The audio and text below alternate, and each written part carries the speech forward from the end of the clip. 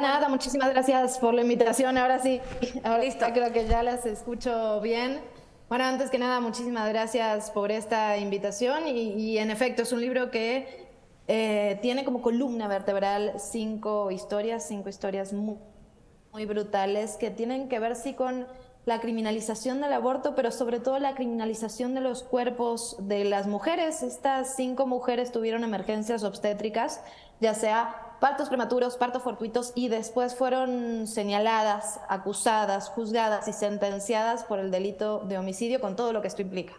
A ver, Luciana, por delito de homicidio, o sea, así está estipulado en la ley. ¿Qué es lo que has encontrado en estos procesos legales?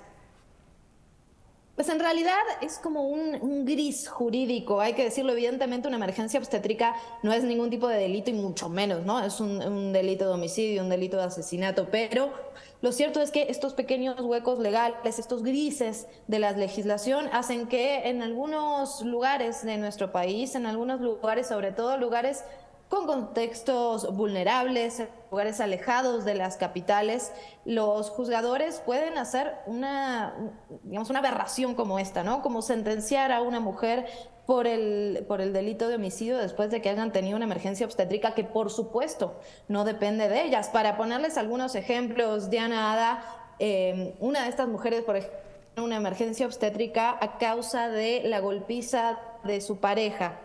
Una noche él la golpea brutalmente, ella casi pierde la vida, pierde un embarazo que tenía un curso, un embarazo deseado, y sin embargo ella es la que es juzgada y sentenciada por el delito de homicidio. El hombre se va prófugo, jamás paga ningún tipo de pena y ella pasa más de 10 años en un penal del Estado de México. De ese nivel de brutalidad son estas historias y finalmente son como ejemplos, ¿no?, de lo que ocurre en nuestro país y de cómo el cuerpo de las mujeres muchas veces está legislado literalmente en nuestra contra. Que justo te iba a comentar de este caso, pero por otro lado, bueno, me llamaron mucho la atención todas las historias de estas mujeres, pero por otra parte está de esta chica tenía ayuda doméstica, ¿no? Llega al hospital.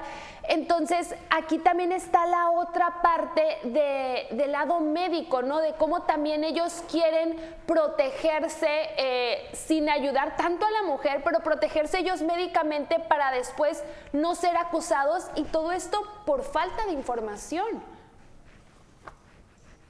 Esto que dices es fundamental. Yo siempre trato de dividir este tema en dos, ¿no? Digamos, hay una parte que tiene que ver con la desinformación, con la ignorancia y con el miedo, ¿no? Sobre todo en el personal de salud, lo que opera muchas veces es el miedo a estar cometiendo algún tipo de falta, y de ahí parten en muchas ocasiones las denuncias. De hecho, algo que tienen en común estos 5 casos que ocurren en diferentes lugares del país, uno incluso en Baja California, tiene que ver con las denuncias que parten de este círculo cercano. En algunos casos son compañeras o compañeros de trabajo, en otro, como bien mencionabas, estamos hablando del personal de la salud, incluso en uno, ¿no?, parte de la familia sin saberlo. Sin entender exactamente las consecuencias que esto podía llegar a generar. Entonces, en efecto, este es otro de las características comunes en los casos, como también lo es, por ejemplo, la falta de debido proceso, ¿no? Las sentencias que no tienen ningún tipo de argumento, ningún tipo de prueba que compruebe, obviamente, que compruebe el homicidio, ni que compruebe la intención, ni que compruebe que el producto vivió fuera del útero. Luciana, ahora regresando al tema de los grises legales que tú encontraste en esta investigación, me alarma el saber que existen y que a veces, como bien decías, la comunidad ignoramos, ¿no? ¿Qué podríamos puntualizar en esto? ¿Qué urge la modificación de la ley? O sea, ¿qué has encontrado en esta investigación? A ver, yo creería que primero, lo principal es el marco legal, ¿no? Evidentemente sería importantísimo que, así como ocurrió en Baja California, ocurra en todos los estados del país, que se legalice la interrupción del embarazo hasta la semana 12, que es algo que se viene luchando, venimos en ese camino, ya hay 2 estados que lo han legalizado y sin embargo todavía nos falta un largo camino por recorrer. Ese sería, digamos, el paso 0, ¿no? El paso 1 en este sentido. Están estas 2 pronunciamientos, sentencias de la Suprema Corte de Justicia que son muy importantes y que marcan un antecedente en cómo se tiene que operar en jueces de todo el país respecto a mujeres que interrumpen su embarazo. Ahora bien, A pesar de todo esto, y como ya ustedes lo decían, Diana, Ada, hay una parte que no tiene que ver con el marco legal, porque si se sigue tipificando una emergencia obstétrica como un homicidio, lo cierto es que a pesar de que se legalice la interrupción del embarazo, este tipo de casos van a seguir ocurriendo. Entonces, yo lo que creería en ese sentido es que es fundamental acompañar el marco legal de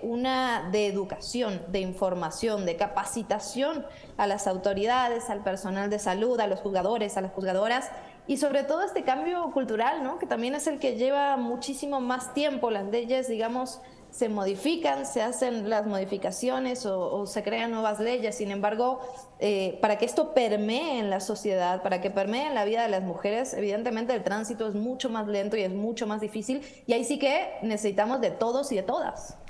Hubo, durante tu tiempo de investigación, ¿sentiste o crees que hubo alguna diferencia en cómo se juzgaron a estas mujeres y cómo pudieron ser juzgados casos nuevos, tal vez con perspectiva de género?